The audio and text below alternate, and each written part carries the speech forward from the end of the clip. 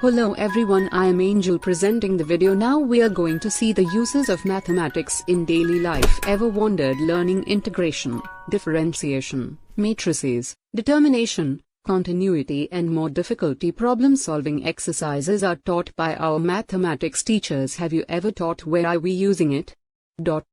First, let us see about the daily uses of mathematics. Many people, particularly if they don't home educate, may not realize how much math is ingrained into our daily lives. A world without math would make no sense.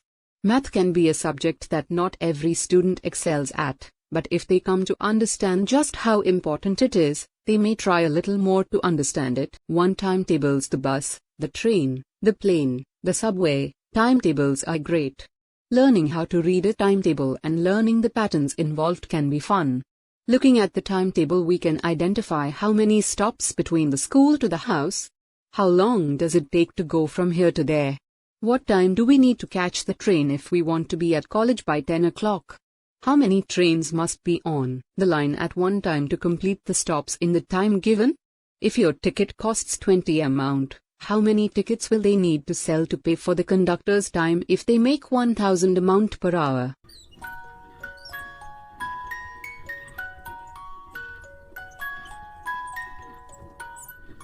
Comment your answers.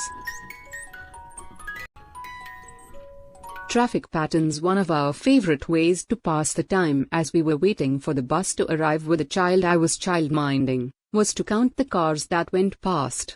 Next in progression was to make a chart and chart the different colors and types of vehicles that drove past in a given time. Is there a particular type of vehicle, car, truck, bus, that goes past more frequently?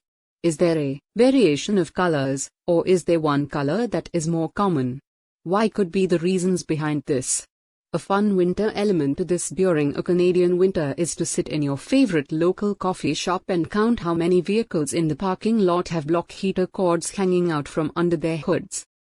Electricity usage. If you have a home energy monitor, then put it to practical use. How much does it cost to boil a kettle of water? Wash a load of laundry? How much will that use multiply up to over a week, a month, a year? Bring in other household appliances as well and discover what is the highest use of power. What can be done to lower the costs? Understanding where the energy is going helps us to be aware of how we are using the Earth's resources and how it also impacts our budgets. Budgets. Let children help with budgeting. If you don't want them involved in the whole process, then stick with the grocery budget or costing out supplies for a project that needs doing. Don't forget about incidentals like fuel for picking up supplies, extra electricity used for power tools, extra nails, glue, and leaving some in reserve for unexpected costs as well.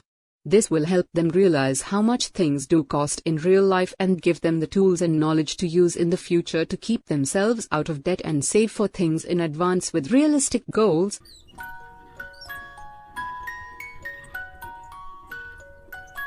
Travel times. Being from Saskatchewan, travel time is easily predictable. We rarely say Moose Jaw is 75 kilometers away, rather we say Moose Jaw is 45 minutes away. It works a little easier in the old system of driving 60 miles per hour equals 1 mile a minute.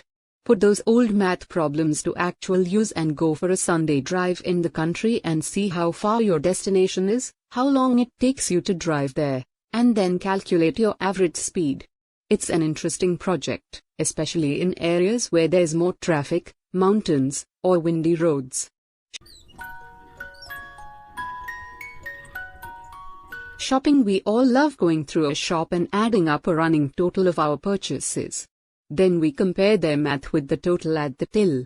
We pick out and hand over the payment, as well as mentally calculate how much change they should receive back. Our local shopkeepers have become so used to this that they hold the change back until we declare how much it should be. We then count their change to ensure it's correct. We have also learning the old-fashioned way of counting back change so that they can better understand the concept rather than just accepting that what the till says is correct or depending upon others to do all the work. Exchange rates. With the world economy shrinking and purchasing goods from around the world made easier, do some cost comparisons. Is there a price difference between purchasing a school book or Lego set in Canada, the USA, or further abroad? Take the exchange rate into consideration, as well as the shipping charges. And don't forget about any taxes and duty you may be charged when it arrives. Where can you get the best deal?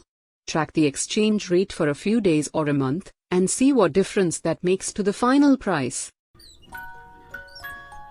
DIY projects. The next time you're doing a DIY project, have your children do the calculations to figure out how much it will cost. How much grass seed will you need to cover your lawn? How many floor tiles? How much paint for the bedroom walls or the fence? This is an excellent way for children to learn why they need to know about perimeters and areas.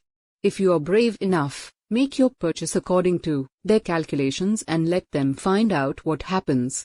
And don't forget about incidentals like having to match up patterns, miscuts, nails, masking tape, drop cloths, paint rollers, etc. All those little things add up quickly and it's easy to go over budget. Meals. It's easy for children to say they want this or this for dinner, but when you have to live within a budget, you have to keep the costs always in mind. Meal planning over the course of a week or month means balancing a big meal or a celebration with a simple night of pasta and homemade sauce. A daily budget must be set and spread out over meals and snacks. It can be very tricky, especially when having well-balanced meals.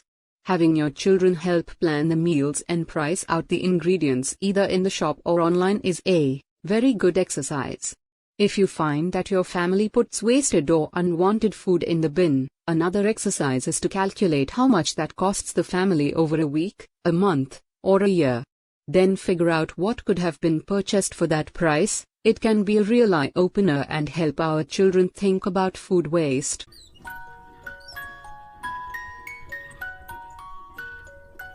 Thank you all. Please like, comment your views and share.